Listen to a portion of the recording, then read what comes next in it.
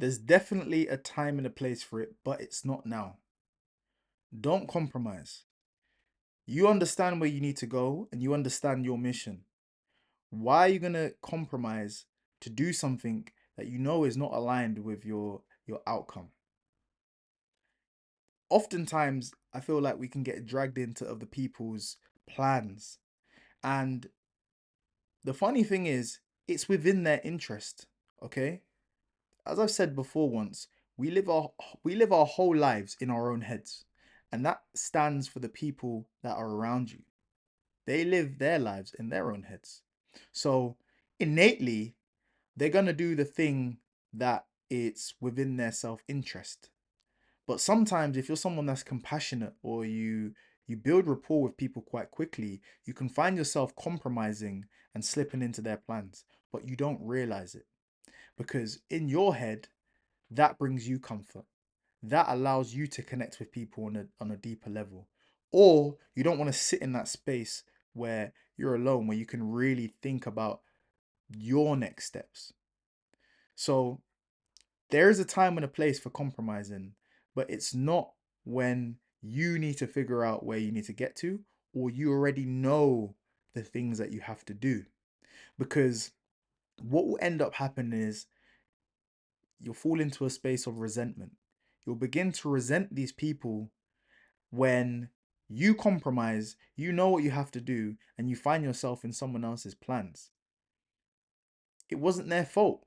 They genuinely thought in that moment that having you in that experience will make their experience better and you would enjoy yourself. But the problem is, you have things to do. There are tasks that have to be done, and you know it. So now you've got this problem where you've got the burden of wanting to appease to people's thoughts and ideas and events and show up and support people and connect with people on a deeper level because you care about them, especially if you care about them. It makes it extra difficult. But then on the flip side, you have this internal dialogue with yourself where you know there are these checkboxes that are going unticked. And the longer they go unticked, the more it weighs on you. And then it's a cycle because you can end up putting that on the other person and still not getting anything done because there's going to be someone else.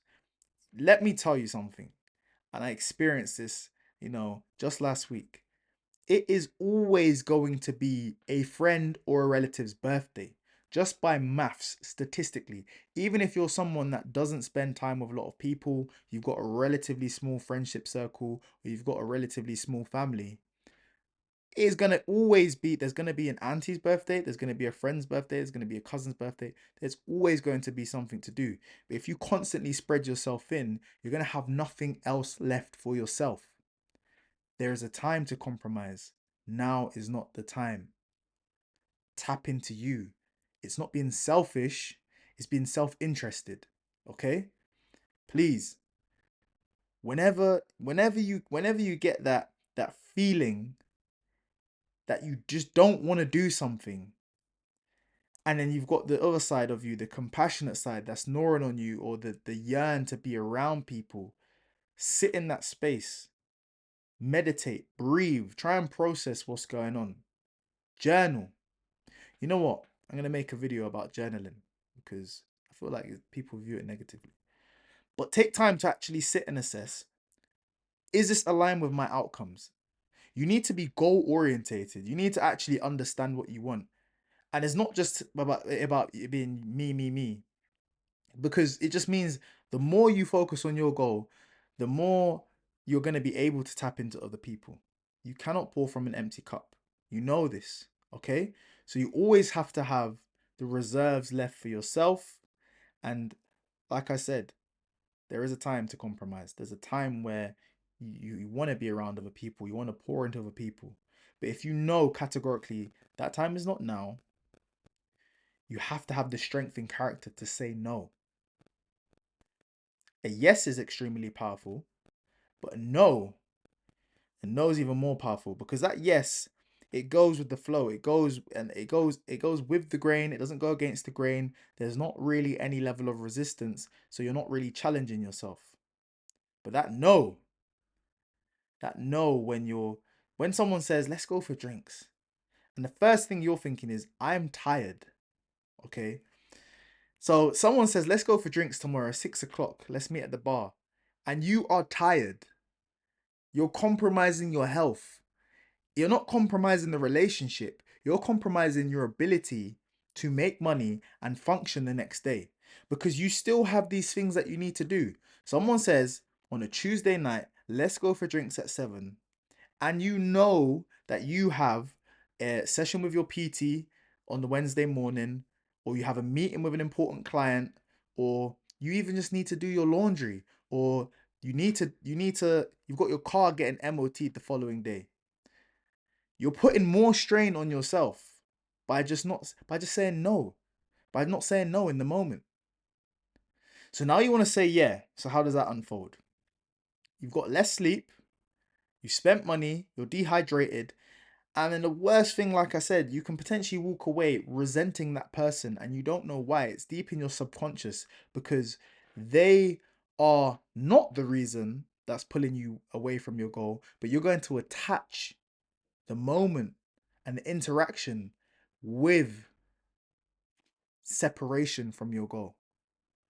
And really, the whole time it was completely self-imposed.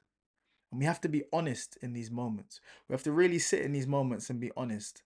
Was that self-inflicted? Damn, it probably was. I could have just said no. I've got a lot to do. The car's got to get MOT'd. I've got a dentist appointment the following day. I've got a PT session at the gym. There's so much going on that if I just say yes for that short-term gratification to please this person in the moment, I'm going to hold the burden for everything. And when you say no, it's temporary. You know, you're thinking of all the ideas in your head of what that other person's gonna say, but you're not thinking about the knock-on effect it's gonna have on your life. Like, not your day, your life. Okay? It's gonna affect that person's 5 minutes. They're not gonna care after. They're gonna make new plans. But what's the effect that it has on you? Detrimental. It can be detrimental to your week. Now, one bad week, it can throw off the next few weeks. It can throw off your month. So really just hone in and whenever you think about compromising unwillingly, have the strength of character. Think about what we've gone through today. Think about the points that I've discussed and think about ultimately how it's going to affect you. Because you want to be the best for the people around you. You want to be able to show up consistently. And sometimes it takes the strength of character to put yourself first. You know what to do.